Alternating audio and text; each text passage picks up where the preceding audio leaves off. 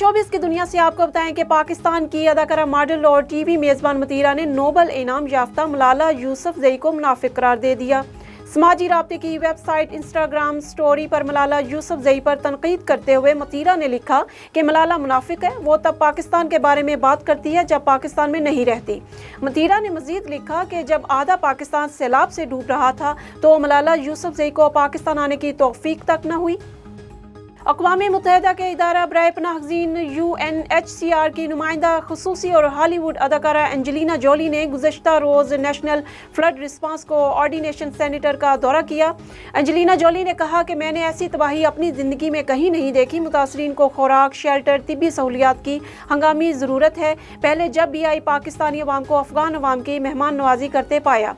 उन्होंने आलमी बरादरी से पाकिस्तानी सैलाब मुतासरीन के लिए डू मोर का मुतालबा करते हुए कहा कि आज पाकिस्तानी खुद बड़ी कुदरती आफत का शिकार हैं। पाकिस्तान में जो सूरत हाल है, दुनिया को इस पर जागना चाहिए। पाकिस्तानी अदाकार फेरोज खान की अहलिया अलीज़ा ने शोहर से अलहदगी की तस्दीक कर दी।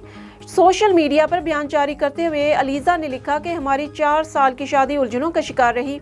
इस अरसे के दौरान मैंने शोहर की जानिब से मुसलसल जिस्मानी और नफ्सियाती तशद्दुद, बेवफाई और ब्लैक मेलिंग का सामना किया। ताहम सोच विचार के बाद मैं इस नतीजे पर पहुंची हूं कि मैं अपनी पूरी ज़िंदगी इस खौफनाक अंदाज में नहीं गुजार सकती। उन्होंने मज़ीद लिखा कि मैं नहीं चाहती कि मेरे बच्चे ऐसे तशद्दुद ज़दा माहौल में परवरिश पाएं।